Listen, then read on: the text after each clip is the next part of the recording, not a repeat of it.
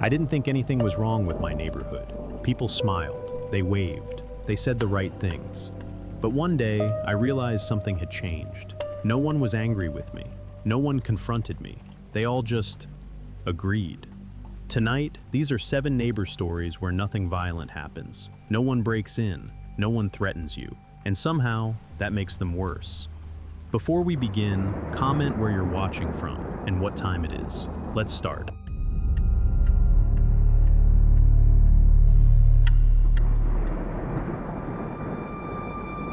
Every morning, they waved at me the moment I opened my front door. Not before, not after. Exactly when I stepped outside. At first, I thought it was coincidence, the kind of thing you don't question when you've just moved into a quiet neighborhood. People notice new faces. People are curious. People are friendly. This was one of those neighborhoods. Wide streets, trimmed lawns, mailboxes lined up like they'd been measured. Everyone waved. Everyone smiled. Nothing felt unsafe. I had only been there a week. Boxes still half unpacked. Furniture not fully arranged. I was still figuring out my own routine. But somehow, my neighbors already seemed to know it. Every weekday morning, I left the house around the same time. And every weekday morning, someone was already outside when I stepped out, standing near their driveway, watering plants, checking the mailbox, always doing something reasonable. They'd smile, wave, say good morning. It wasn't forced. It wasn't awkward. It felt considerate. I told myself that's just how suburban neighborhoods work. People notice patterns. People notice habits. The strange part was the timing. If I left 2 minutes earlier, they were already there. If I left 5 minutes later, they waited. Not visibly, but somehow they were still in the right place at the right moment. Same spot, same smile, same timing. I didn't think much of it. At least, I didn't want to. They were polite in a way that made suspicion feel rude. They helped carry boxes. They reminded me about trash pickup days. They mentioned things like deliveries and parking rules, things I hadn't asked about. Normal things, helpful things. One morning, one of them smiled and said, "Running a little late today?" I laughed and said, "Yeah," because I was. What I didn't say was that I hadn't told anyone my schedule yet. Another day, someone casually mentioned, "You heading out early tomorrow?" I paused before answering. I hadn't decided yet. I just nodded. They nodded back, like they already knew. Still, I didn't panic. I didn't even feel scared. I told myself I was reading too much into it. I had just moved. I was still adjusting. New places always feel strange at first. If something felt off, it had to be me. That's what I kept telling myself. The neighborhood was quiet, safe, the kind of place people dream of settling down in. Nothing bad ever happened there. Nothing obvious anyway. But the feeling didn't go away. Every wave came at the exact right moment. Every greeting landed perfectly in time. Not late enough to be accidental. Not early enough to feel like coincidence. It was like they were waiting, not watching, waiting. That was the part I couldn't explain. What bothered me wasn't that they knew my schedule. People notice patterns all the time. What bothered me was that they always seemed to know it, before I decided to change it. The first time I tried to change my routine, it wasn't intentional. I woke up late. My alarm didn't go off. I stood in my kitchen longer than usual, staring at the clock, deciding whether to rush or just take the morning slow. When I finally opened the front door, no one was outside. For a second, I felt relieved. Then a voice came from behind me. "Taking it easy today?" I turned. My neighbor stood a few steps away, near the edge of my driveway. Not close enough to be intrusive, not far enough to feel accidental. I smiled, apologized, made a joke about oversleeping. They nodded. Like that explained everything. After that morning, I started paying attention. Not in a paranoid way, just enough to notice patterns. If I left early, someone was already outside. If I left late, someone appeared. If I stayed home, I would hear movement across the street. A car door, footsteps, a garage opening, then closing. Nothing alarming. Nothing I could point to and say, "This is wrong." One afternoon, I worked from home. Around noon, I stepped outside to take a call. Across the street, my neighbor was standing by the mailbox. They waved. I waved back. Later that day, another neighbor mentioned, "You work from home sometimes, right?" I paused. I hadn't told anyone that. I nodded anyway, because that felt easier. The next morning, I decided to test it. Nothing dramatic, just a small change. I grabbed my keys, put them down, waited. 5 minutes passed, then 10. When I finally opened the door, someone was already outside. Different neighbor, same timing. They smiled, said good morning, mentioned the weather. I stood there longer than usual, pretending to check my phone. They stayed, not staring, not watching, just being there. It was subtle, so subtle that reacting to it would have felt embarrassing. That night, I noticed something else. My porch light was on. I was sure I had turned it off. I always turned it off. I stood in the doorway, staring at the switch. Tried to remember if I'd touched it earlier. Across the street, a light turned on. Then another. The neighborhood looked awake, even though it was late. The next day, someone casually said, "Your light was on pretty late last night." I laughed, said I must have forgotten. They laughed too. From that point on, the feeling changed. Not fear, not yet. It felt like being gently guided, like someone was adjusting my habits without asking, like my routine wasn't mine anymore. I started locking my door more often, double-checking windows, small things. Nothing I could explain, nothing I could report. Every interaction stayed polite, friendly, reasonable. That was the problem, because I couldn't tell where the line was, and I didn't know when I had crossed it. The first real boundary they crossed was small enough that I almost missed it. I came home one evening and found my trash bins pulled back from the curb, lids closed, positioned neatly against the fence. I stood there longer than I needed to. I hadn't asked anyone to do that. I hadn't even mentioned I'd be late. Across the street, a neighbor waved, smiled, like they had done me a favor. I waved back, because that's what you do. After that, little things kept correcting themselves. Packages that should have sat on my porch were already inside the screen door. My car, which I was sure I'd parked crooked, was suddenly straight. Once, my gate was latched when I was certain I'd left it open. Each time, there was a reasonable explanation. Wind, muscle memory, forgetting. Each time, someone nearby happened to notice, happened to comment, happened to help. "You left your gate open earlier. Your package almost got rained on. Thought I'd pull your bins in since you weren't home yet." They always said it lightly, like neighbors do. I started saying thank you more than I wanted to. One night, I heard a knock, soft, polite, just loud enough to acknowledge. When I opened the door, my neighbor stood there holding a small envelope.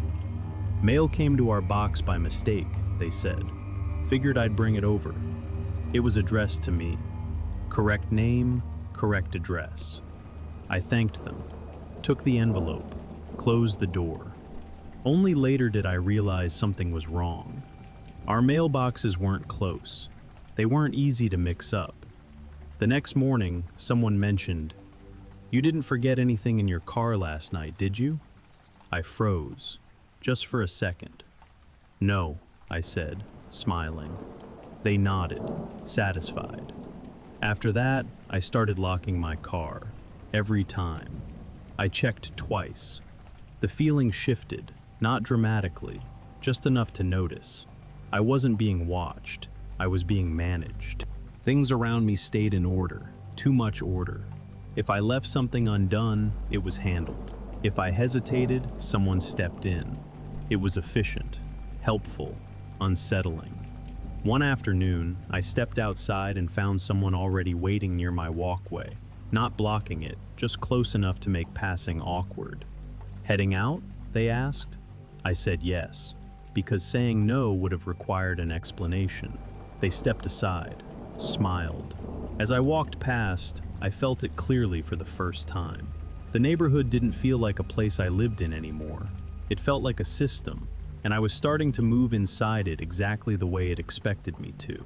By then, changing my routine didn't feel like a choice anymore. It felt like a disruption.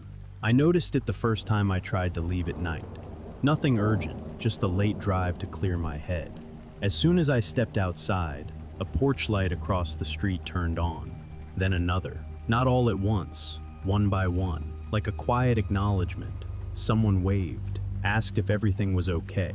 I said yes, because saying no would have led to questions, and questions would have meant attention. I stayed home that night.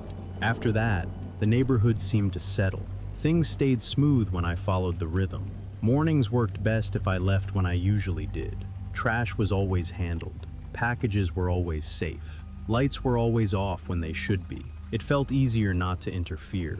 One afternoon, I mentioned, carefully, that I might be changing my schedule soon.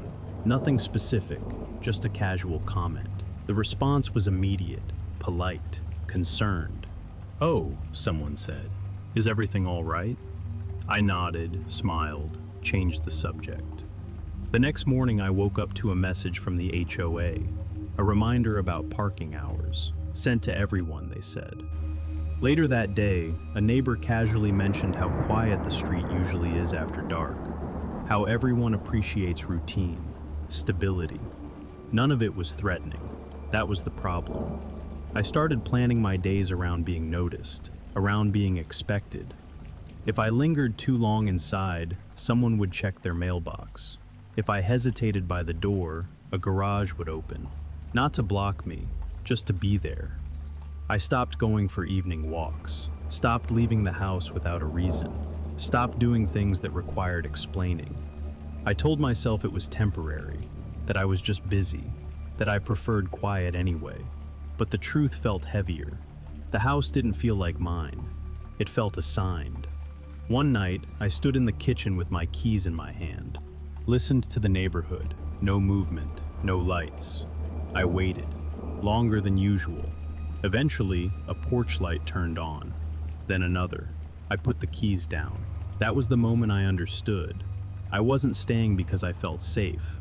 I was staying because leaving would have meant breaking something, and I didn't know what would happen if I did. The first thing I noticed was the note. It wasn't on my door. It wasn't taped to the mailbox. It was on my kitchen counter, folded, neat, placed beside my keys. I stood there for a long time before touching it, trying to remember if I'd brought it in myself, trying to remember when. The handwriting was simple, careful, like someone who didn't want to be misunderstood. It listed a few times, nothing else. 7:10 a.m., 12:30 p.m., 6:45 p.m. At the bottom, a short line, just in case you forget. I told myself it was a mistake, a prank, something harmless. But the times were right, not just close, exact.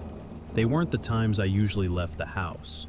They were the times I had thought about leaving. That afternoon, I checked my doors. All locked. Windows too. Nothing missing. Nothing disturbed.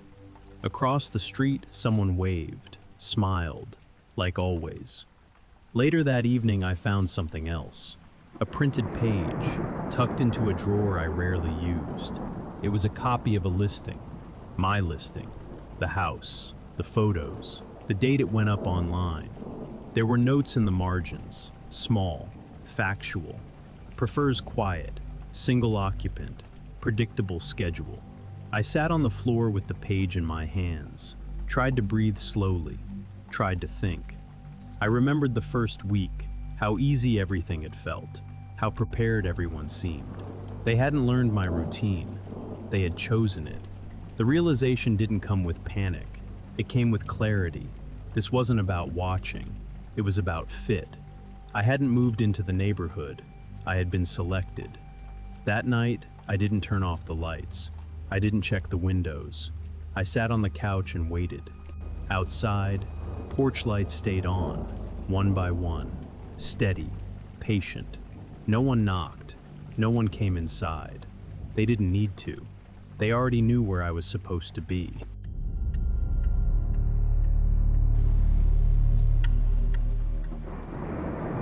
The first time I saw him inside my house, I thought I had invited him in and simply forgotten. He was standing near the kitchen counter, hands resting casually on the edge, like someone waiting for water to boil. He looked comfortable, not relaxed, comfortable. "Oh," he said, smiling. "I hope that's okay." I apologized immediately. I don't remember why. Maybe because he looked surprised that I was surprised. I told myself I must have left the door unlocked. I had been carrying groceries. I was distracted. It made sense. This was a friendly neighborhood. People helped each other. People stepped in when they thought it was appropriate. That's what I told myself as he stepped aside, giving me space, like he was the one entering and I was the one allowing it. He said he noticed my door was open, said he didn't want anything to happen while I was gone, said he figured he'd wait inside instead of on the porch. It sounded reasonable. It was said kindly, and that mattered more than logic. He didn't stay long, just a few minutes, long enough to ask how I was settling in, long enough to comment on the house, long enough to feel like a neighbor. When he left, he thanked me for letting him wait. After he was gone, I stood in the kitchen and stared at the door. It was unlocked. I was sure of that. The next time it happened, it felt stranger. I came home earlier than usual. The house was quiet, lights off. Everything looked normal, until I stepped into the living room. He was there again, this time sitting, not on the couch, on the chair near the window. "I didn't hear you come in," he said. I laughed, because that's what you do when someone is already inside your house and you don't want to overreact. I asked how he got in. He gestured toward the door, said it was open, said he figured I wouldn't mind.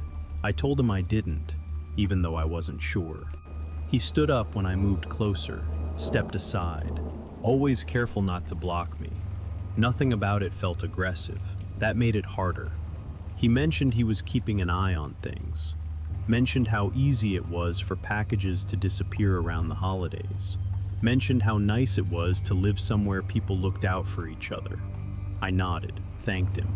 After he left, I locked the door, then unlocked it again, then locked it once more. I tried to remember if I had ever said it was okay for him to come inside, if I had ever joked about stopping by, if I had ever invited this. The answer was always the same. I didn't know. That was the part that unsettled me. Not that he was inside my house, but that it felt like he had been there before, like this wasn't the first time, just the first time I noticed. After that, I became careful. Not cautious, careful. I started checking the lock before leaving. Once, then twice. I told myself it was just habit, something responsible people do. When I came home that afternoon, the door was still locked. I was sure of it. I unlocked it, stepped inside, and froze. The lights in the kitchen were on, not bright, just enough to say someone had been there, someone considerate enough not to waste electricity. He was standing near the sink, drying his hands with a paper towel. "Oh," he said. "I hope that's still okay." I didn't answer right away. My mouth opened. Nothing came out. He explained before I could ask. Said he heard a noise. Said he didn't want to bother me at work. Said he used the spare key. I stared at him.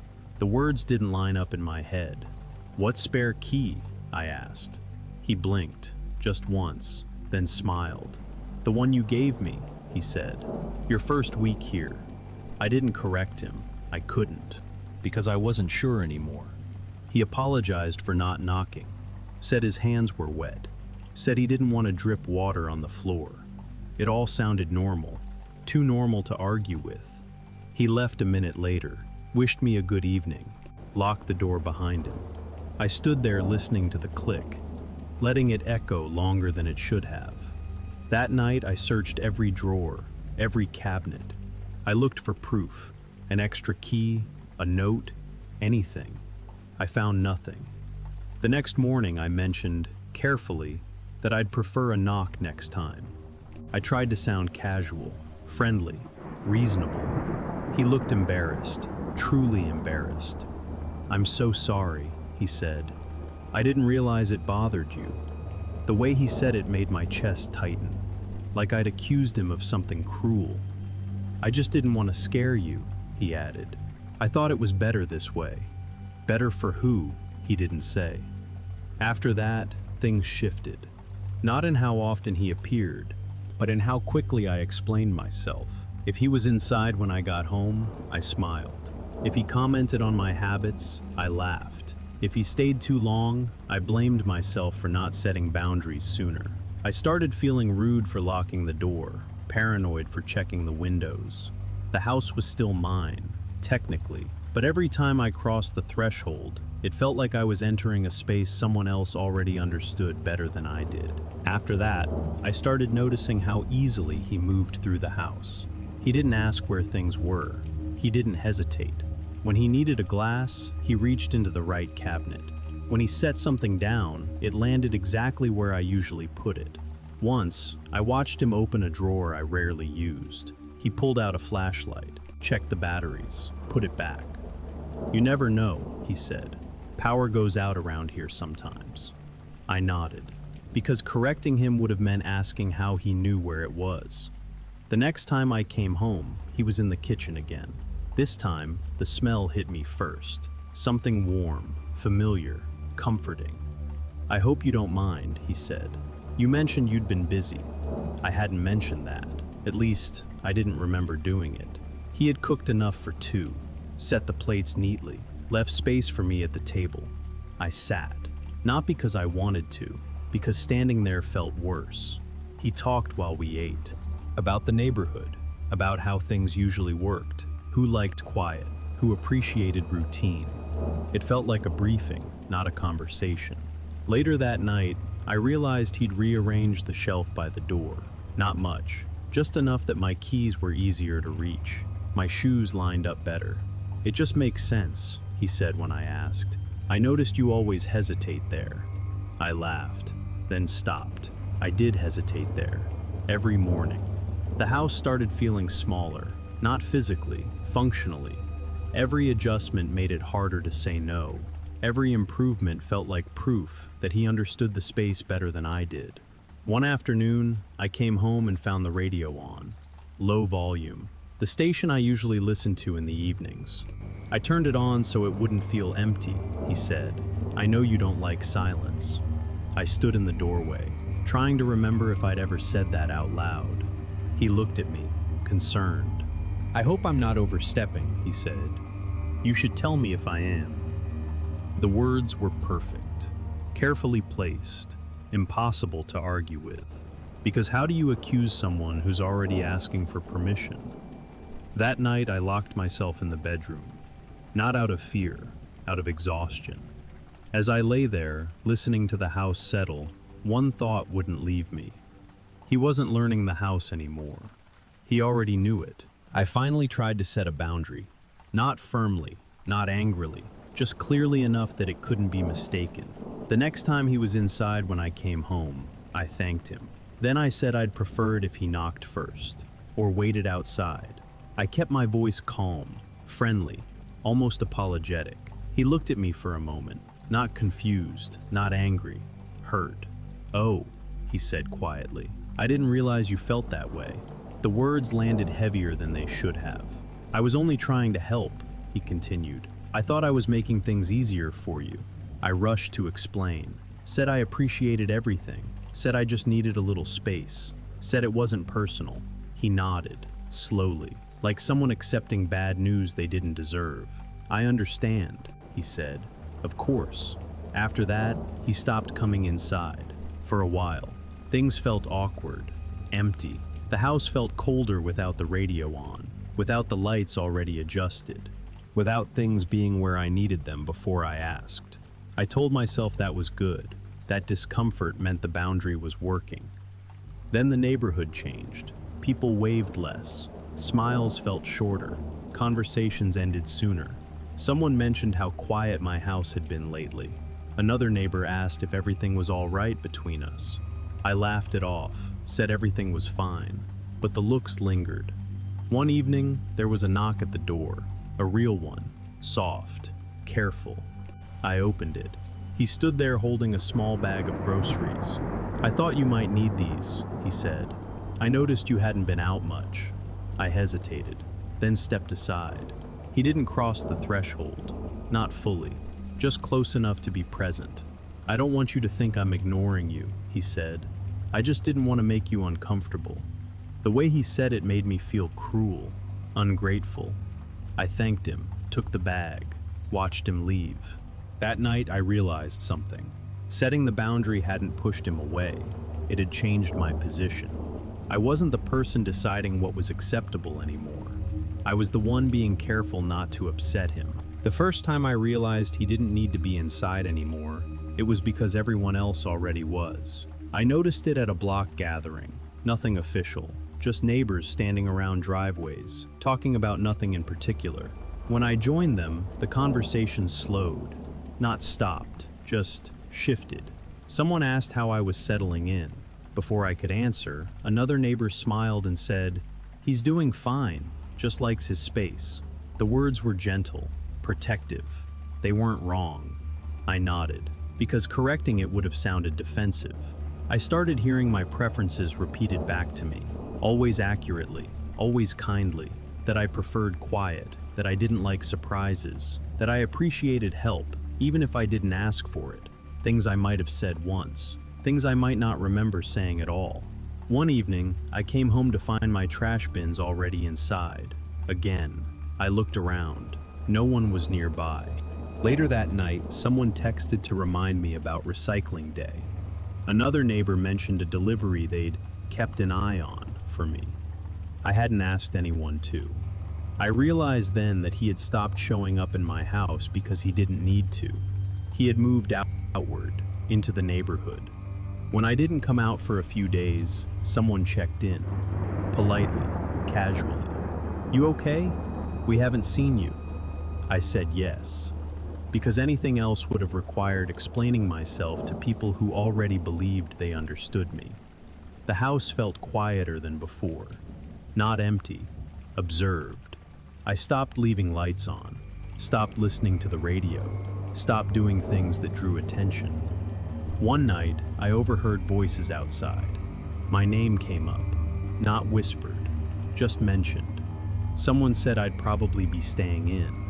Another said they'd make sure things stayed calm. They were talking about me the way people talk about a responsibility. That was when it clicked. He wasn't the problem anymore. The neighborhood had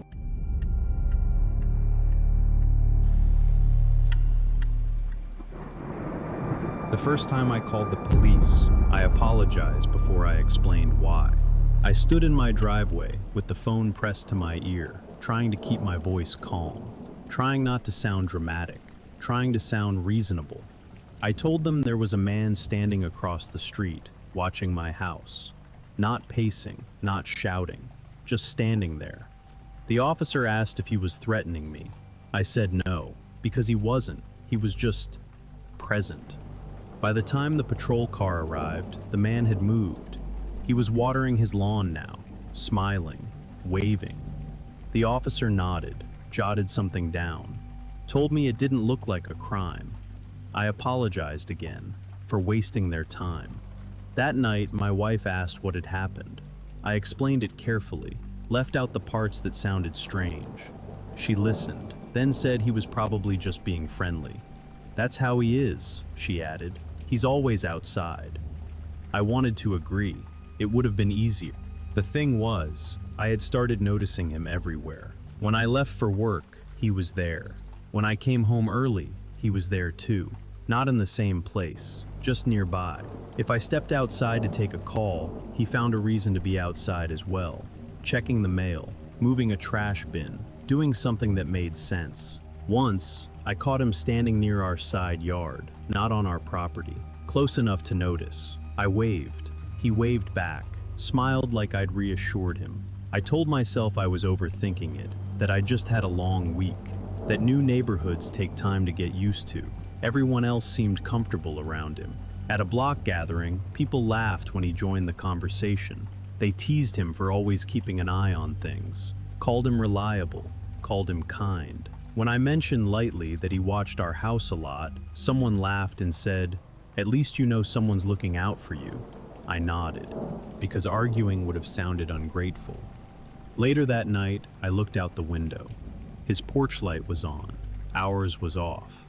He stood at the edge of his yard, hands in his pockets, looking toward our house. Not staring, just facing it. I pulled the curtain closed. Lying in bed, I tried to explain the feeling to myself. There was nothing specific I could point to, no rule being broken, no line crossed. That was what bothered me. If something was wrong, it was quiet enough that only I seemed to hear it, and everyone else kept telling me the same thing. He was just being nice. After that night, I tried to let it go. That's what everyone expected me to do. My wife stopped locking the back door, said it made the house feel unwelcoming, said we lived in a safe area. When I mentioned the man again, she sighed. Not annoyed, just tired. He hasn't done anything, she said, and you already called the police. She wasn't wrong. That was the problem. The next time I saw him, he waved like nothing had happened. Friendly, unbothered. A few days later, he came over while I was outside. Didn't step onto our property, just stood near the edge of the driveway. Everything okay? He asked. His tone was genuine, concerned. I nodded, because saying no would have sounded accusatory. He smiled, said he just liked keeping an eye on the neighborhood, said it made people feel safer. That word again, safer. At a weekend barbecue, someone brought him up, not by name, just as the guy who watches things. They laughed. Said every block needs someone like that, someone responsible. I tried to explain how it felt, not dramatic, just honest. I said it was strange how often he seemed to be there, how he always noticed when we came and went. Someone shrugged, said he probably just had a lot of free time. Another joked that we should be grateful. I smiled, because disagreeing would have made me the uncomfortable one. After that, the looks started. Small ones, quick ones. If I stepped outside and he wasn't there, someone else would be. Not watching, just nearby. Once, I overheard a neighbor say, "He's just cautious. You can't blame him." I realized they weren't talking about him anymore. They were talking about me. That night, my wife asked if I was still thinking about it. I said no, because I didn't know how to explain what I felt. There was nothing concrete, nothing reportable, nothing anyone else seemed to notice. But when I closed my eyes, I could still picture him standing across the street, hands in his pockets, facing our house. And I knew that even if he stopped, no one would believe it mattered. I started paying attention in ways I hadn't before. Not watching him, watching patterns.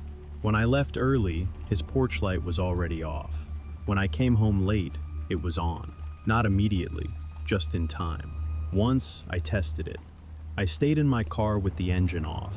Lights dark. 10 minutes passed. Across the street, his door opened. He stepped out, looked toward my driveway. I pulled away before he could see me. The next day, I mentioned, casually, that I'd been having trouble sleeping. I said it to a neighbor while we checked the mail. Didn't mention names. Didn't explain why. That evening, he was outside again, this time with a mug in his hand.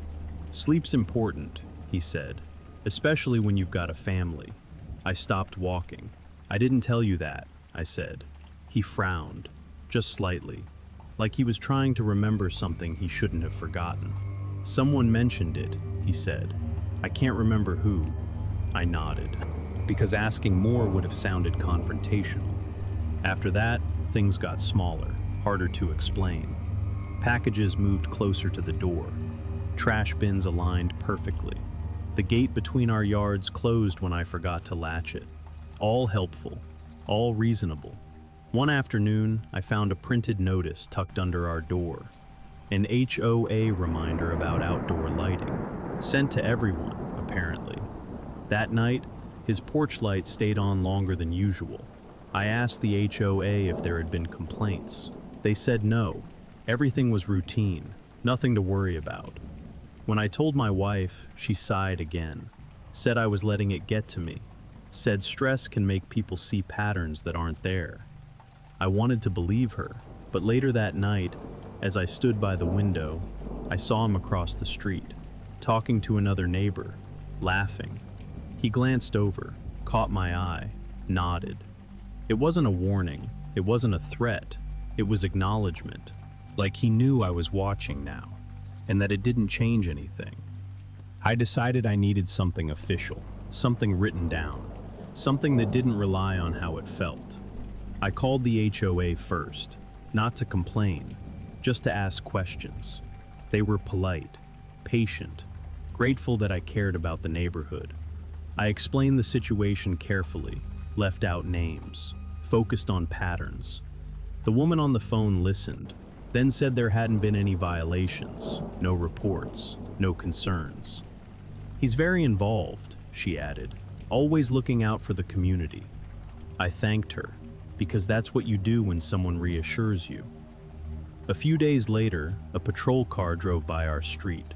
Slow, routine.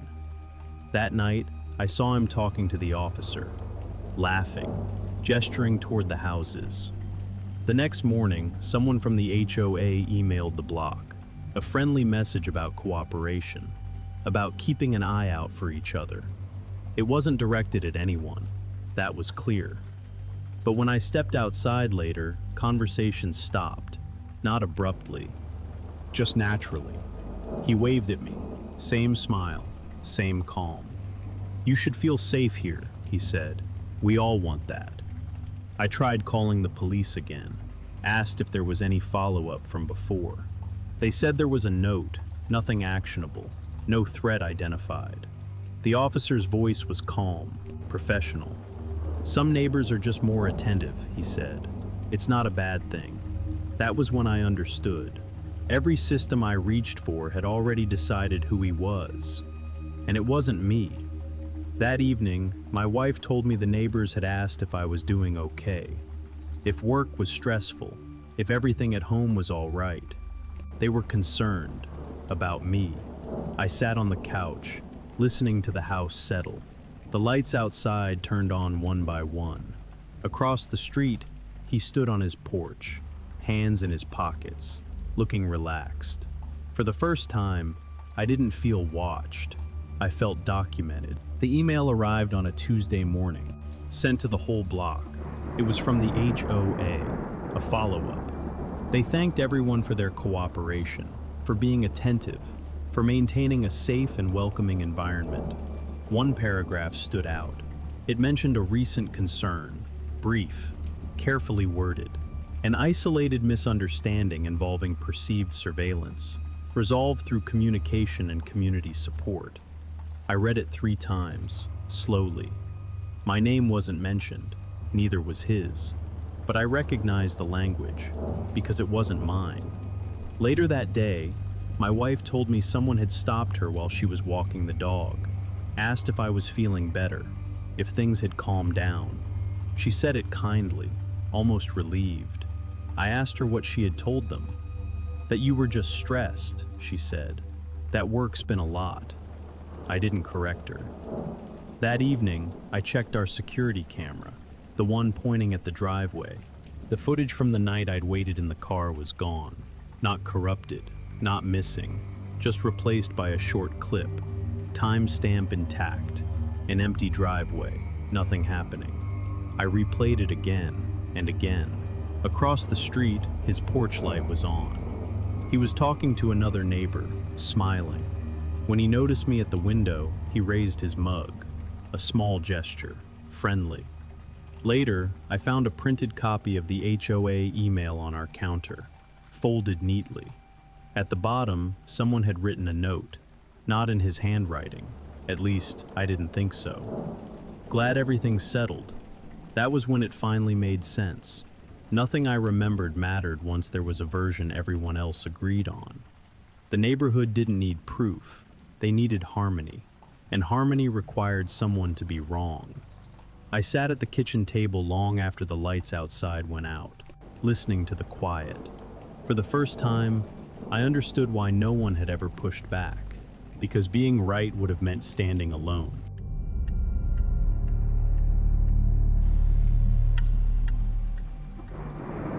The first complaint about me was sent before I knew I'd done anything wrong. It came as an email from the HOA, friendly subject line, neutral tone, the kind that thanks you for your time before it explains why it's contacting you. Just a quick note, it began. A few neighbors have raised minor concerns. Minor. That word appeared twice in the first paragraph. Concerns about noise, concerns about lighting, concerns about unusual patterns. Nothing specific, no dates, no times, no examples. I reread it slowly, waiting for recognition. For the moment where I'd think, oh, that. It never came. I replied politely, asked what the issue was, said I'd be happy to address it. The response arrived an hour later, still polite, still vague. Nothing serious, they said, just something we wanted to make you aware of. That was when the feeling started. Not fear, awareness. Over the next few days, I noticed small changes. Conversations ended quicker when I joined them. Waves felt more deliberate. Smiles held just a second too long. Someone asked if I was settling in okay. Another asked if everything was all right at home. The questions sounded kind, concerned. I told myself I was imagining it. I reviewed my routine. No late nights, no loud music, no guests staying over. I even checked the city's noise ordinance, just to be sure. Everything I did was allowed. A week later, another email came. This one thanked everyone for maintaining a respectful environment, for being mindful of shared spaces. Again, nothing specific, but I read it differently this time. It wasn't about everyone, it was about someone. At the mailbox, a neighbor mentioned how important it was to keep things predictable, how change can make people uncomfortable. He laughed when he said it, like it was a joke. I laughed too, because not laughing would have felt like confirming something. That night, I sat in my living room with the lights off, listening to the quiet. I tried to remember the last time I'd felt like this, like I was being evaluated, not for what I'd done, but for how I existed. The house felt the same. The street looked the same. But something had shifted, and whatever it was, it had already been written down somewhere. After the second email, I started paying attention to how often people checked in on me. Not openly, casually. A neighbor asked if I'd been sleeping well. Another mentioned how stress can sneak up on people. Someone else suggested the area might be a little overwhelming for newcomers. They all smiled when they said it. They all sounded sincere. I thanked them, because anything else would have sounded defensive. I tried to find the source. I asked one neighbor, gently, if there had been a specific issue. He hesitated, then waved it off. Nothing serious, he said. People just talk. That answer followed me home. I reviewed my days more carefully, lowered the volume on the TV, kept the lights dimmer at night, stopped pacing when I took phone calls. I told myself it was temporary, just until things settled. Another message came from the HOA, this one framed as a reminder. Please be mindful of shared expectations. No accusation, no instruction, just expectation. At the grocery store, I ran into a couple from the block. They asked how I was doing, if work was okay, if I had family nearby. The questions stacked, each one harmless on its own. Together, they felt like a form. When I got home, I noticed a car slow down as it passed my house. Not stopping, just slowing. I checked the mailbox. Inside was a flyer about community wellness, support resources, anonymous tips. I stared at it longer than I should have. That night, I sat on the couch with the lights off, listening for noise, for complaints I couldn't hear. I realized I was adjusting my behavior without being told what was wrong. That was the worst part. I wasn't trying to follow rules. I was trying to avoid being noticed. And whatever had been written about me was working. The next message from the HOA came as a meeting request, not mandatory, strongly encouraged. They framed it as a check-in, a chance to make sure everyone felt comfortable, a conversation. I read it twice before replying, said I was available, thanked them for reaching out. The meeting took place in a small room near the clubhouse. 2 board members, both smiling, both holding printed papers. They asked how I was adjusting, if the neighborhood felt welcoming, if there was anything I needed support with. I answered carefully, kept things neutral, said everything was fine. They nodded, took notes. Then one of them mentioned patterns, late night movement, lights on at irregular hours, changes in routine. None of it was inaccurate. None of it was wrong. It was the way they said it, like observations, not accusations. I asked if I was violating any rules. They shook their heads. Not at all, one said. This is just about alignment. Alignment with what? They didn't say. After that, the emails became more frequent. Still friendly, still vague. A reminder about parking, a suggestion about noise awareness, a note about respecting shared rhythms. I started feeling like my days were being summarized somewhere, reduced to bullet points. One afternoon, a city vehicle parked near my house. A worker checked something on a tablet, moved on. That evening, a neighbor asked if I'd considered joining a community activity, said it might help people get to know me better. I smiled, promised to think about it. At home, I reviewed my schedule, tried to see it the way they might. There was nothing to fix, nothing to correct, and yet, the sense of being out of sync grew heavier. I realized then that silence wasn't neutral, it was another data point. The less I interacted, the more room there was for interpretation. And whatever they were building, it didn't need my input anymore. The wellness check happened on a Thursday afternoon. I wasn't told ahead of time. There was just a knock at the door. Soft, careful. 2 people stood outside. One from the HOA, one from the city. They smiled, asked if it was a good time to talk. I invited them in, because refusing would have looked strange. They said they were there to make sure I was okay, that the neighborhood cared, that sometimes transitions can be difficult. I nodded, answered their questions, kept my voice steady. They asked about my sleep, my work schedule, how often I had visitors. Nothing accusatory, everything framed as concern. I asked if there had been a complaint. They exchanged a glance. Not exactly, the city representative said. Just a pattern of observations. That word again. They reassured me that I hadn't done anything wrong, that this wasn't disciplinary, that it was preventative.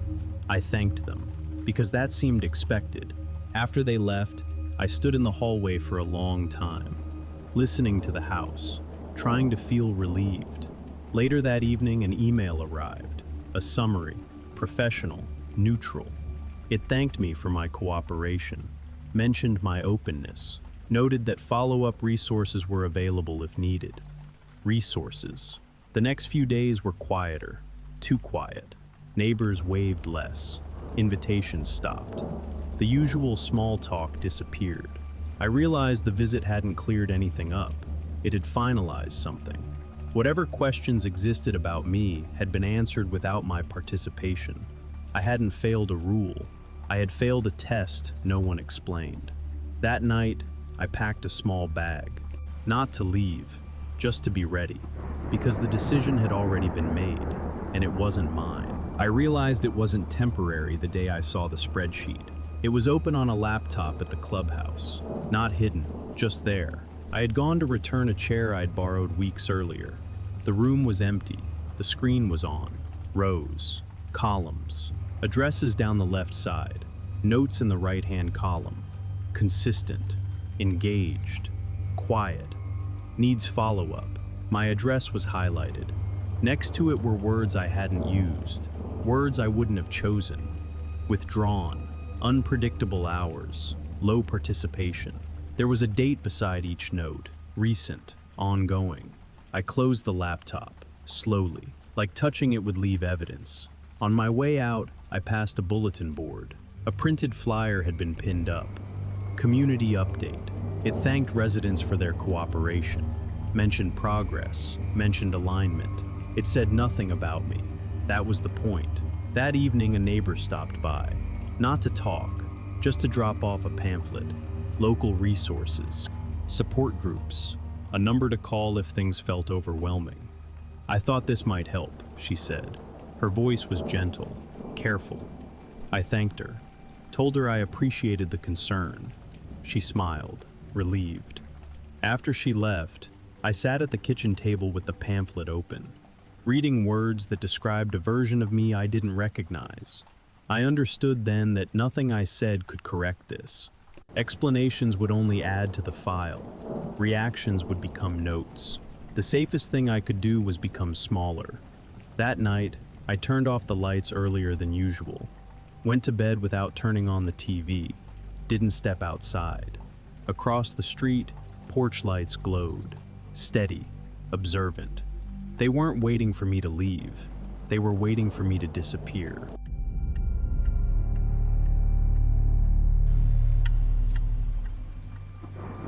The first thing they borrowed was something I would have said yes to. It was a ladder, the small aluminum one I kept in the garage. Nothing personal, nothing sentimental. A neighbor knocked one afternoon and asked if they could use it for a few minutes. Said it would only be to change a light bulb. Said they'd bring it right back. I smiled, said of course, because that's what you do. When they returned it, they thanked me, wiped the rungs clean, set it back where they found it, exactly where they found it. I didn't think about that part until later. After that, it was small things. A drill, an extension cord, a folding chair. Sometimes they asked, sometimes there was just a note. Borrowed this for a bit, hope that's okay. Didn't want to bother you. Thanks again. Everything came back. Nothing was damaged. Nothing went missing. If anything, the garage felt tidier. One evening I came home and noticed the ladder had been moved, just slightly, angled toward the wall instead of straight. I told myself I must have done it. I had been tired, distracted. The next day, a different neighbor mentioned they'd used it, said it worked great, said I always kept good tools. I didn't remember lending it to them, but I nodded anyway. After that, people stopped asking altogether. The ladder would be gone when I left for work, and back when I returned. Clean, dry, warm from use. Once, there was fresh paint on one of the rungs, the same off-white as the houses on our block. I stood in the garage longer than I needed to, trying to remember when I'd last used it. That night, I moved the ladder to the back corner, behind boxes, out of sight. The next morning, it was back in its original place, leaning neatly against the wall. No note, no explanation, just returned. I felt a brief, stupid sense of relief, like things were back where they belonged. That was when it occurred to me. They weren't borrowing things I owned. They were borrowing things they knew how to put back. After the latter, it became harder to keep track of what was mine and what had simply passed through me. A drill bit went dull, not broken, just worn enough that I noticed. An extension cord came back coiled the way I never did it, tighter, neater, as if someone else had trained it. There were still notes sometimes, short, friendly. Hope you don't mind. Saved us a trip to the store. You're a lifesaver. I minded, but not enough to say anything. One morning, I reached for the folding chair. I had planned to sit in the yard with coffee before work. The chair was gone. I stood there longer than necessary, hand resting on the empty space where it usually sat. When I came home that evening, it was back, clean, dry, the fabric still warm, like it had been in the sun. There was a faint smell on it, not sweat, not dirt, laundry detergent, the same brand I used. That bothered me more than it should have. Later that week, I found the drill on my workbench. I hadn't taken it out. The battery was half drained. A small strip of blue painter's tape had been wrapped around the handle, the kind I used to mark my tools. I peeled it off, stared at the sticky residue, trying to remember doing it myself. That night, I locked the garage door, double-checked it, listened for the click. In the morning, nothing looked disturbed. The lock was still set, the door unopened. The drill was gone. It came back that afternoon, placed squarely in the center of the bench, fully charged. The blue tape was back, wrapped neatly, pressed flat. I didn't touch it. At dinner, a neighbor waved from across the street, asked if the drill worked okay now, said they'd fix the charging issue. I nodded, smiled, said thanks. My voice sounded normal. That scared me. That night, I wrote my name on the underside of the folding chair. Small, out of sight, just in case. The next day, the chair was gone again. When it came back, the name was still there. But written over it, in the same spot, in careful block letters, was another name. Theirs. I bought replacements. Not better ones. Not nicer ones. Just different. A new drill. Different brand. Different color. Still in the box when I brought it home. I left it in the trunk overnight. Didn't bring it inside. Didn't tell anyone. The next morning there was a note under my windshield wiper. Thanks for grabbing the new one. This one runs smoother. The trunk was still locked. The box was open. The drill inside was warm. There was blue painter's tape on the handle. I didn't drive to work that day. Instead, I went back inside and watched from the front window. Pretended to clean. Pretended to organize. Across the street, a garage door lifted. Someone rolled a trash bin to the curb. They waved. Smiled. Normal. Around noon, the doorbell rang. A woman I barely knew stood there with a paper bag. Inside were cookies, still warm. "We realize we've been using your things a lot," she said. "We wanted to say thank you." I told her it was fine. "Because that's what you say." She hesitated, looked past me, into the house. "You moved the chair," she said. "Did it not work for you there?" My stomach tightened. I asked how she knew. She laughed. "Oh, we notice things. It helps keep the block running smoothly." That afternoon, I rearranged the garage, moved everything. Boxes, shelves, hooks. I took pictures when I finished, just to be sure. That night, I slept lightly, woke at every sound. In the morning, the garage looked perfect. Too perfect. Everything was back where it had been before, not how I'd left it. Not matching the photos on my phone. The ladder leaned in its original place. The drill sat centered on the bench. The folding chair rested against the wall, aligned. There was a note on the workbench. "We put it back the way you like it." My hands shook. I checked the photos again. They hadn't put it back the way I liked it. They'd put it back the way I used to. I tried to break the pattern. I left the ladder lying flat on the garage floor. Bent, awkward, in the way. I unplugged the charger, let the drill battery drain completely, left it that way. I folded the chair wrong, collapsed, uneven, useless. It felt childish, but I needed to see what would happen. By evening, the ladder was upright again, straight, balanced. The drill sat on the bench, fully charged, the cord neatly wrapped. The chair stood open, fabric smoothed, ready. There were no notes this time. The next day, a knock came at my door. Two neighbors stood there together, smiling, concerned. "We noticed you seemed stressed lately," one of them said. "We just wanted to check in." They didn't step inside. They didn't need to. I thanked them, told them everything was fine. They exchanged a glance, subtle, practiced. "We've been helping out where we can," the other said. "Just trying to keep things consistent." Consistent. The word landed heavier than it should have. That night, I moved the ladder to the backyard shed, locked it, kept the key in my pocket. In the morning, the shed was still locked. The ladder leaned against the garage wall. I stood there holding the key, cold metal pressed into my palm, trying to understand where I had failed. Across the street, someone waved, held up a coffee mug, the same brand I used, the same color. They took a sip, smiled, and went back inside. I got rid of everything. Not donated, not stored, thrown away. The ladder went first, then the drill, then the chair. I watched the truck haul them off.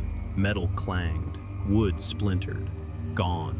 The garage was empty afterward, echoing, clean. For the first time in weeks, nothing felt out of place.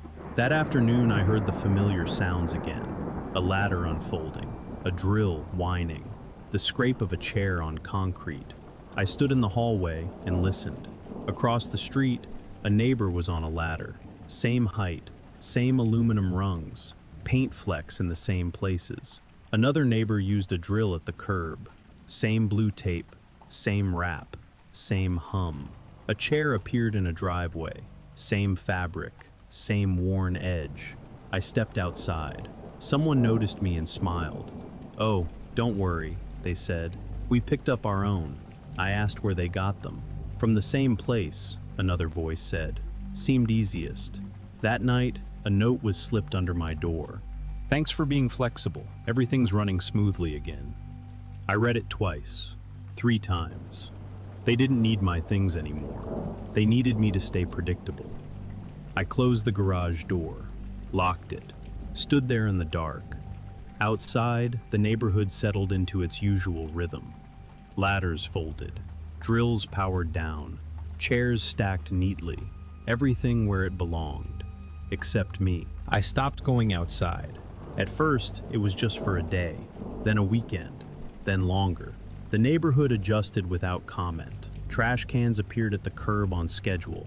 Lights turned on and off at the same time every night. The rhythm didn't miss me. One morning, I opened my door and found a folded note on the mat. Just a heads up, we'll be handling shared maintenance from now on. No need to worry about tools. No signature, no apology. I walked the block that afternoon, slow, deliberate. People waved, smiled, the same polite distance as always. No one asked where I'd been. No one asked if I was okay. At the end of the street, a moving truck was parked in front of a house. My house. I stood there until someone noticed me. "Oh," they said, surprised. "We thought you'd already left."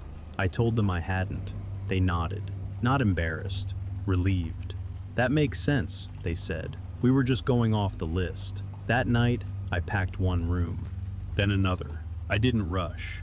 There was no deadline anymore. On my last morning, I stepped outside with a single box. The street was quiet, orderly. Across the way, someone unfolded a ladder, a familiar sound. I set the box down and looked back at the house. The garage door was closed, the driveway empty. It looked ready. As I drove away, I checked the mirrors. The neighborhood shrank behind me, neat, complete. Later that week, I received an email. "Welcome to the community." It wasn't addressed to me.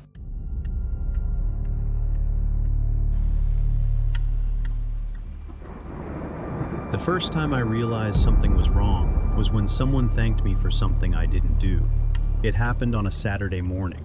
I was taking out the trash when a neighbor waved from across the street.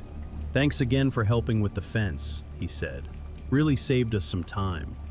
I smiled automatically, because that's what you do, but I hadn't helped with any fence. I watched him walk away, replaying the conversation in my head, the confidence in his voice, the way he didn't wait for a response. Later that day, I checked my phone. There was an email from the neighborhood list. "Appreciate everyone who showed up this morning," it read. "Special thanks to you for coordinating." My name was there. I scrolled up, read it again, looked for context I might have forgotten. I hadn't been home that morning. At the grocery store, a woman stopped me near the produce section. She smiled like we'd spoken recently. "Hope your back's feeling better," she said. After all that lifting. I told her I was fine. She nodded, relieved. "That's good," she said. "We were worried you pushed yourself too hard." When I got home, there was a folding chair on my porch, one I recognized. It belonged to me. Someone had wiped it clean, folded it neatly, set it facing the door. There was a note tucked into the seat. "Returned. Thanks again." No signature. I carried the chair inside and set it by the wall, stood there longer than necessary. That evening, I walked the block, slowly, carefully. People waved, smiled, called out my name. They talked to me like nothing was wrong, like I had been exactly where they remembered me being. When I asked what time the meeting had been that morning, someone laughed softly. "You were there," they said. "You just don't remember." That night, I sat at the kitchen table with the lights off, listening to the house settle. I wasn't being erased. Something else was happening. The neighborhood hadn't forgotten me. They had started remembering a version of me that wasn't there. The version of me they remembered had a schedule. I learned that on Monday morning when someone knocked on my door to ask why I hadn't unlocked the storage shed yet. "You usually do it before 8, they said. "It's on the list." I asked what list. They hesitated, then smiled like I was joking. The same one as always. At work, I checked my phone. 3 missed calls, all from neighbors. One voicemail was polite, another was confused. The last sounded almost concerned. "Hey, just checking in. You weren't at the corner this morning. Everything okay?" I didn't know what corner they meant. That evening, I went to the clubhouse. The door was unlocked. The lights were on. A whiteboard stood near the entrance. Neatly written columns, names, tasks, times. My name was there. Under it were things I didn't recognize. Open shed, coordinate tools, close gate. I stood close enough to smell the dry erase marker. The ink looked fresh. I erased my name. The board looked wrong without it, unbalanced. 10 minutes later, someone rewrote it. Same handwriting, same spot. No one asked who had erased it. Later that night, a neighbor stopped me while I checked the mail. "You've been forgetting things a lot lately," she said gently. "We're just worried." I told her I hadn't agreed to any of it. She nodded, sympathetic. "That makes sense," she said. "It's probably been stressful keeping everything running." I went home and locked the door, sat on the couch without turning on the lights. Outside, I heard voices, laughter, the sound of a gate opening. Someone said my name, not loudly, confidently. "Did he take care of it yet?" Another voice answered. "He always does." I finally met him on Wednesday evening. I was walking back from the mailbox when I saw someone standing in my driveway. Same height, same build, same jacket I owned, down to the frayed cuff. He was talking to 2 neighbors, laughing, comfortable. When one of them noticed me, the conversation paused, not in surprise, in recalculation. "Oh," she said, "there you are." She looked from him to me, then back again. "This is awkward," she added. "You look exactly alike." I said my name. He said it too, at the same time. No one laughed. He stepped aside politely, gestured toward the house. "I was just finishing up," he said. "Did you want to take over?" His voice sounded like mine, not an imitation, just familiar. I asked who he was. He frowned slightly, confused but patient. "I live here," he said. "Same as you."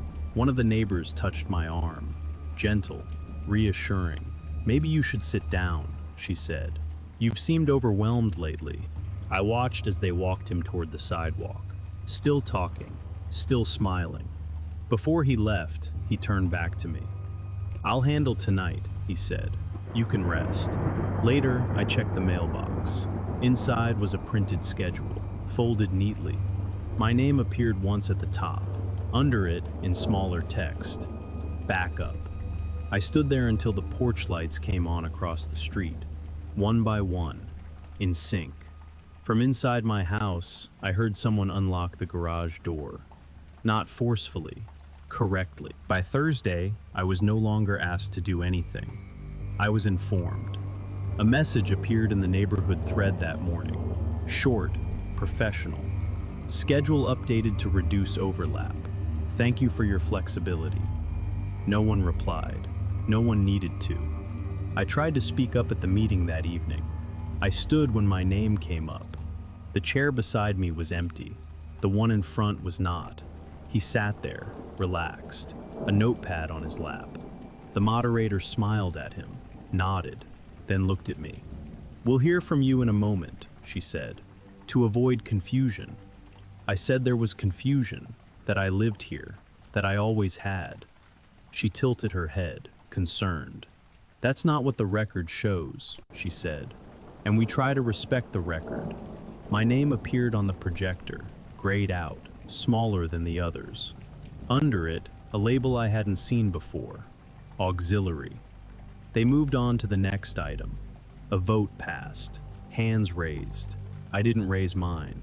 No one noticed. After the meeting, someone handed me a folder. Inside were printed pages, policies, guidelines, a map of the block. My house was outlined, dashed lines, not solid. "This is temporary," they said kindly, "until things settle." I asked when that would be. They smiled, the same way they always did. "When the system stabilizes." That night, I found a new name taped inside my mailbox. Typed, centered, alternate resident.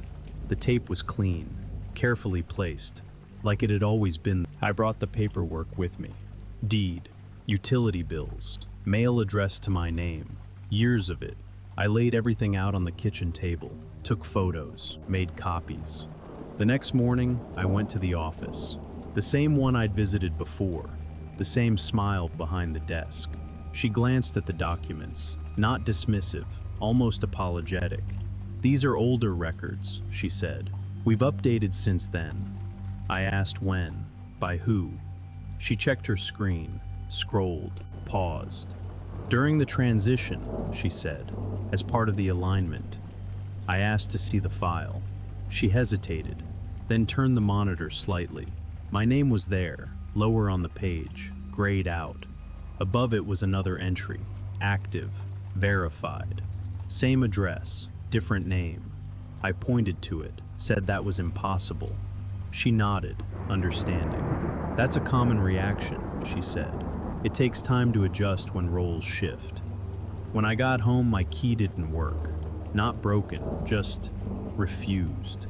The lock accepted it, turned halfway, then stopped. From inside, I heard movement, footsteps, familiar ones. The door opened. He stood there, calm, comfortable. "Hey," he said, "we talked about this." I told him to step aside. He didn't argue, didn't block the doorway. "I know this is hard," he said, "but things are working better now." Behind him, the house looked the same. Furniture in the right places, lights on, like it had chosen him. "I'll pack your things," he added gently. "You don't have to watch." I stepped back, not because he pushed me, because there was nothing left to prove. As I walked down the driveway, someone waved from next door. "Glad you're finally taking some time off," they said. "You've done enough." I kept walking. Behind me, the door closed, not loudly.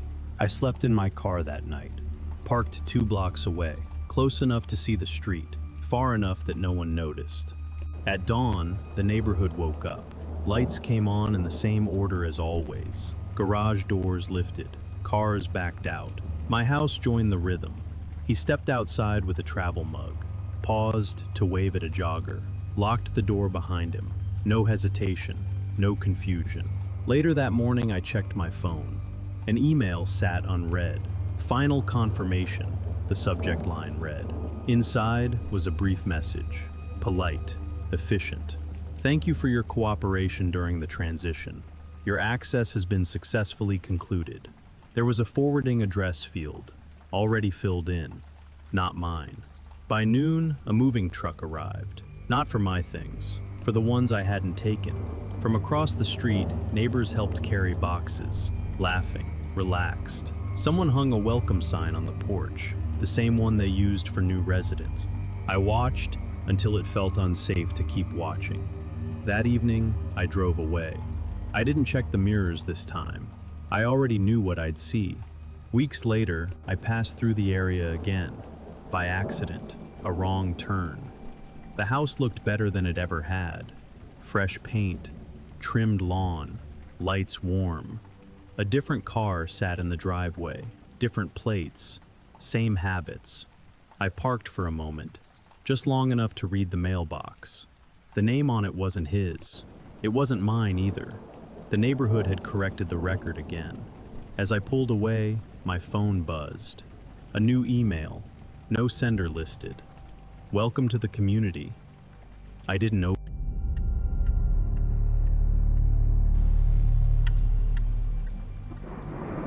No one ever said I was wrong. They just kept saying they were concerned. It started with small conversations, the kind that happened off to the side after meetings. Lowered voices, careful smiles. "Hey, can I check in with you real quick? Just wanted to make sure you're okay." At first, I appreciated it. It felt considerate, like people noticed. But the questions were always the same, asked in slightly different ways. "Do you feel supported here? Has anything been stressing you out lately? You seem a little tense compared to before." I answered honestly. I said I was fine. I said if something bothered me, I'd say so. They nodded, relieved, like I'd given the correct response. A few days later, I was asked to stay after the neighborhood meeting, just for a minute. 3 people waited with me, all friendly, all familiar. They thanked me for being open, for sharing my thoughts, for caring about the community. Then one of them said it. Sometimes the way you bring things up can feel intense. The others nodded, not aggressively, gently, in agreement. I asked what they meant. No one thinks you're doing anything wrong, another said quickly. We just want to make sure discussions stay comfortable for everyone. Comfortable. That word came up a lot after that. Anytime I asked a question, anytime I disagreed, anytime I hesitated instead of smiling, someone would check in. I hope that didn't feel uncomfortable. We're all trying to keep things positive. Once, after I raised a concern about a schedule change, someone laughed lightly and said, "Wow, okay, let's take a breath." The room followed her lead, a collective exhale. I felt myself shrink, not physically, something quieter. Later that night, I scrolled through the group chat. Messages had piled up while I was away. Smiling emojis, thumbs up, short affirmations. Glad we're all on the same page. Feels good when things stay easy. So nice when everyone's aligned. No one mentioned what I'd said. No one quoted me. No one argued. It was like the moment had smoothed itself over. As I put my phone down, I realized something I couldn't unsee.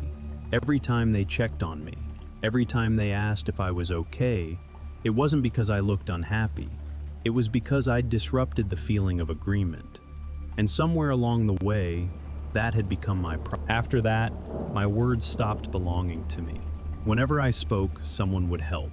If I asked why a decision had changed, another voice would follow, soft and reassuring. What he means is that he just wants clarity. If I said I was uncomfortable with something, someone would smile and add, "He's just processing out loud." They said it like translation, like they were making me easier to understand. I tried to correct them once. "That's not what I meant," I said. "I meant exactly what I said." The room went quiet, not tense, concerned. A woman tilted her head, gentle. "See?" she said to the others. "This is what we were talking about." From then on, people stopped responding to me directly. They responded around me. In the group chat, my comments would be followed by summaries, just to reframe what was shared. Let's remember everyone has different communication styles. Thumbs up emojis appeared under those messages, not under mine. I started noticing patterns. If I stayed quiet, someone would check on me, privately, kindly. "Just making sure you're feeling heard. We missed your voice tonight." If I spoke, the tone would shift, chairs adjusted, smiles tightened. Once, I typed a long message, careful, neutral. I reread it 3 times before sending. Within seconds, someone replied, "Let's take this offline. No need to escalate." Escalate. I hadn't raised my voice. I hadn't accused anyone. But the words stuck. At the next meeting, a printed agenda sat on every chair. Next to my name was a small note in parentheses. Time limited. I didn't mention it. Neither did anyone else. When my turn came, a phone buzzed somewhere. A cough. A shuffle of papers. I spoke faster than I wanted to, trying to fit inside the space they'd given me. When I finished, the moderator smiled. "Thank you for sharing," she said. "Let's move forward." The discussion continued without referencing anything I'd said. Afterward, someone touched my arm. Light, reassuring. "You did great," they said. "I know it's hard when emotions run high." I nodded. On the drive home, I realized something. No one was arguing with me anymore. They were managing me. I stopped being part of conversations. I became a topic. I heard it first by accident. 2 neighbors talking in the parking lot, not whispering, not hiding it. "I think he's just under a lot of pressure," one said. "Yeah," the other replied. "And everyone's been really patient about it." Patient. That word followed me. At the next meeting, someone brought it up before I spoke. We all know this has been hard for you, the moderator said, and we want to approach tonight with empathy. Heads nodded, slow, unified. I hadn't said anything yet. When I tried to explain that nothing was wrong, that I just wanted clearer answers, someone interrupted gently. I think what he's saying, they offered, is that uncertainty makes him anxious. I opened my mouth to correct them, then closed it. Across the room, people watched me closely, not suspicious, attentive, like they were waiting to see if I'd react the right way. Later that week, a message appeared in the group chat. Just a reminder to keep discussions supportive and solution-focused. Everyone feels the same way about maintaining a calm space. Everyone. The words sat there, heavy. I scrolled through the reactions. Thumbs up, hearts, agreement without names. That evening, a neighbor knocked on my door. She brought cookies, homemade. We wanted to check in, she said. Make sure you're feeling heard. I asked who we was. She smiled.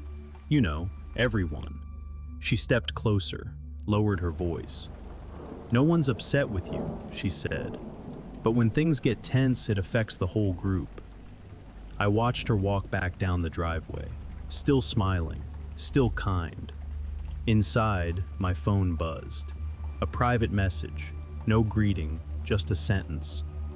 Do you think you might want to take a step back for a bit? I stared at the screen. It wasn't a suggestion. It was a conclusion they'd reached together. I typed a response, deleted it, typed again. Then I set the phone down. For the first time, I understood the problem. It wasn't that I disagreed with them. It was that I hadn't agreed loudly enough. The phrase "step back" followed me everywhere after that. It appeared in emails, softened with kindness, framed as care. We think it might help if you took a step back for a bit, just until things feel more settled. No one ever defined what that meant. They didn't need to. At the next meeting, my chair was slightly farther from the table, not moved on purpose, just adjusted. The agenda skipped my name entirely. When I raised my hand, the moderator smiled apologetically. Let's let others go first tonight, she said. We want to keep the flow comfortable. I lowered my hand. No one looked surprised. During a break, two people approached me together, not confrontational, supportive. We talked as a group, one of them said, and we think it's best if you sit out of discussions for now. I asked who had talked. She hesitated, then gave the same answer I'd started to expect. Everyone. That night, I was removed from the group chat. No notification. No message. It simply vanished. In its place was a private thread. 3 participants, all familiar names. The first message was already there. This isn't a punishment. We just want to protect the tone. Protect it from what? They didn't say. The next morning, a printed notice appeared on my door. Not official, not threatening, just a reminder. Please direct any concerns through the community liaison. This helps avoid misunderstandings. My name wasn't on it, neither was anyone else's. I stood there holding the paper, reading it over and over. It wasn't telling me to leave. It was telling me where I was allowed to exist. That afternoon, I tried to talk to a neighbor I used to joke with. I waved. He waved back. But he didn't slow down, didn't stop. Later, I heard laughter from a house down the street. A meeting, a gathering, something I wasn't part of. The sound drifted through my open window, easy, unbothered. For the first time, I understood what step back really meant. It wasn't about space, it was about being seen less, until eventually, not at all. After that, people spoke about me in the past tense. Not directly, never directly. I noticed it in small ways. Well, before things changed, back when you were more involved. They said it casually, like they were referring to a season, not a person. At the next community event, my name wasn't on the sign-in sheet. I stood there with the pen in my hand, waiting for someone to correct it. No one did. A volunteer glanced over, smiled politely. "Oh, you don't need to sign in," she said. "This is mostly for active participants." Active. I nodded and stepped aside. Watched people I'd known for years write their names. Laugh. lean close to one another. Someone gave a short welcome speech, thanked everyone for showing up, for keeping things positive, for making the space feel easier lately. A few people glanced in my direction, not accusing, relieved. Later, I overheard a conversation near the food table. "I think things have been a lot calmer," someone said. "Yeah," another replied. "It's good when difficult dynamics resolve themselves." Resolve themselves. That night, I checked my email. There was a message waiting. Subject line, update. The body was brief. "We just wanted to let you know that the community has adjusted well. There's no further action needed on your end. We appreciate your understanding." No action needed. I reread it several times, trying to find where I still fit. The next morning, a neighbor stopped me while I was getting the mail. She hesitated, then spoke softly. "I hope you know this wasn't personal," she said. "Sometimes things just work out this way." I asked what way. She looked genuinely confused, like she hadn't expected the question. "Well," she said slowly, "everyone agrees this feels better." As she walked away, it finally settled in. Nothing I could say would change anything now. There was no argument left to win, no misunderstanding to clear up. The decision had already passed through everyone else and come out unanimous, and somehow I was the only one who hadn't voted. The neighborhood didn't change after that. That was the strangest part. Trash pickup stayed on schedule. Lights came on at the same time every evening. People waved, smiled, lived. I still walked the same streets, past the same houses, but conversations bent around me, like water around a stone.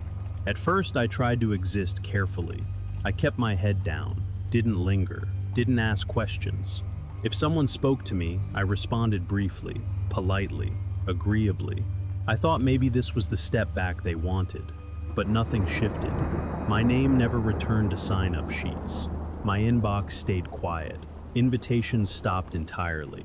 One afternoon, I overheard two neighbors talking near the mailboxes. "Do you remember when he used to come to meetings?" One paused, frowned. "I think so," she said, before things settled. That night, I searched my email. Old threads, old announcements. In newer messages, my name was missing. In older ones, it still appeared, like a formatting error that had been corrected. I checked the community website. The member list loaded slowly, scrolled, stopped. My address was there. The house existed. My name didn't. I laughed when I saw it, not because it was funny, because it made sense. The next morning, a moving truck parked down the street, not at my house. At the empty one, 2 doors down. New neighbors, fresh start. People gathered, introduced themselves, exchanged smiles.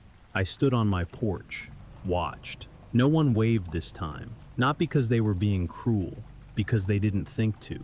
I wasn't part of the process anymore. Later that week, a flyer appeared on my door. Community update. Thank you all for helping maintain a healthy, cooperative environment. We're glad to see things continuing smoothly. No signatures, no names, just consensus. That night, I packed a box. Not to leave, just to see what it would feel like. I labeled it with my name. Then I paused. After a moment, I crossed it out, wrote the address instead. It looked more accurate. I left the box by the door, sat on the couch, listened to the neighborhood breathe. Somewhere down the street, people laughed, agreed, moved forward, and nothing, absolutely nothing, was waiting for me to follow. What stayed with me about these stories wasn't what the neighbors did. It was how reasonable everything sounded. No shouting, no threats, just agreements, processes, and decisions that felt easier without someone in the room. If you're still here, ask yourself one thing. If a group decides you're the problem, how would you know when it started?